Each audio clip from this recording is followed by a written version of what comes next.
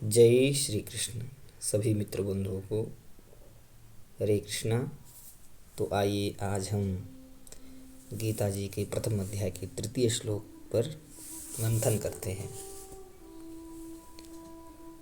पश्येतां पाण्डुपुत्राणामाचार्य महतिं चमूं व्यूढां द्रुपदपुत्रेण तव शिष्येण धीमता।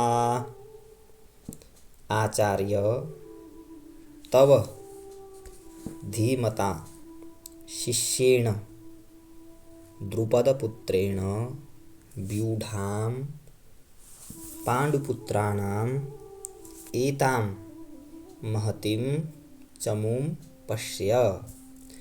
आचार्य, हे आचार्य, तब आपके धीमता बुद्धिमान शिष्येण शिष्य द्रुपदपुत्रेण द्रुपदपुत्र धृष्टद्युम्न के द्वारा व्यूढां व्यूह रचना से खड़ी की हुई पांडुपुत्राणाम पांडवों की एताम इस महतीम बड़ी भारी चमूम सेना को पश्य देखिए।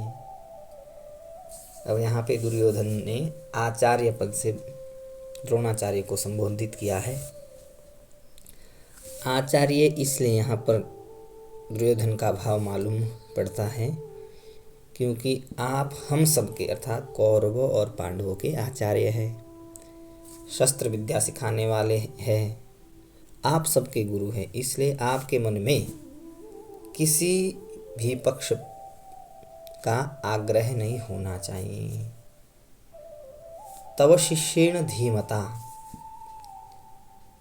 अब इस पदों का प्रयोग करने में दुर्योधन का भाव यह है कि आप इतने सरल हैं कि अपने मारने के लिए पैदा होने वाले धृष्टद्युम्न को भी शिष्येण आपने अस्त्र शस्त्र की विद्या सिखाई है और वह आपका शिष्य धृष्टद्युम्न धीमता इतना बुद्धिमान है कि उसने आपको मारने के लिए आपसे ही अस्त्र शस्त्र की विद्या सीखी है।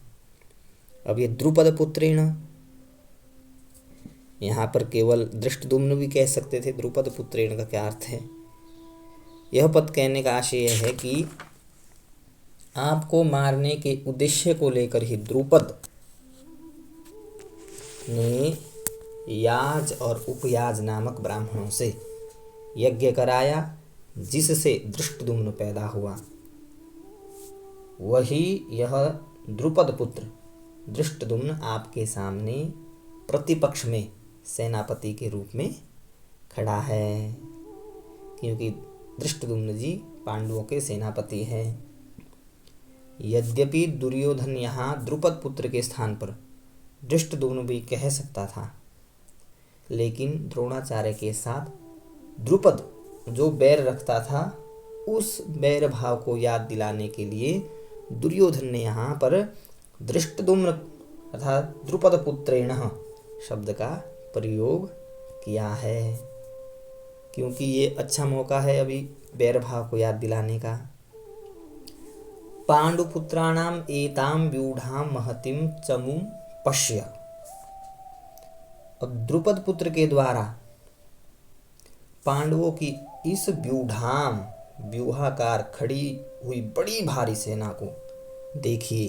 पश्य तात्पर्य यह है कि जिन पांडवों पर आप स्नेह रखते हैं उन्हीं पांडवों ने आपके प्रतिपक्ष में खास आपको मारने के लिए द्रुपद पुत्र को सेनापति बनाकर व्यूह रचना करने का अधिकार दिया है।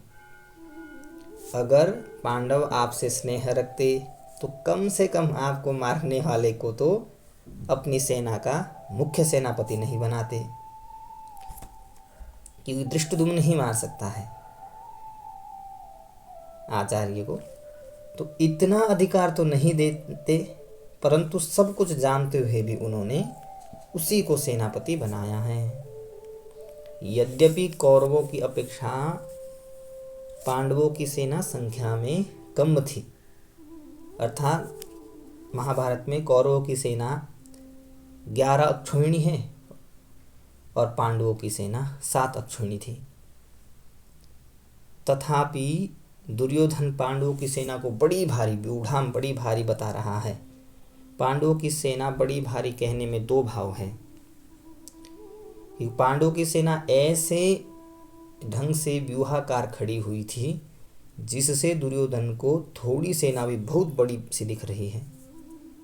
दूसरा भाव यह है कि पांडव सेना में सब के सब योद्धा एक मत के थे। इस एकता के कारण पांडवों की सेना थोड़ी सी भी बल में, उत्साह में बड़ी भारी मालूम दे रही थी। ऐसी सेना को दिखाकर दुर्योधन द्रोणाचार्य से यह कहना चाहता है कि युद्ध करते समय आप इस सेना को सामान्य और छोटी ना समझे। आप विशेष बल, जो आपके पास विद्या है, विशेष बल लगाकर सावधानी से युद्ध करें। पांडवों का सेनापति है तो आपका शिष्य द्रुपद ही, अतः उस पर विजय करना आपके लिए कौन सी बड़ी बात है। ऐसे भाव दुर्योधन के यहाँ पर। एताम पश्य, अब एताम पश्य कहने का तात्पर्य क्या है कि यह पांडव सेना युद्ध के लिए एताम पश्य तैयार होकर सामने खड़ी है। अतः हम लोग इस सेना पर किस तरह से विजय कर सकते हैं, इस विषय में पश्य देखना भी होता है और इस विषय में आपको जल्दी से जल्दी निर्णय लेना चाहिए। पश्य मतलब निर्णय ले लीजिए।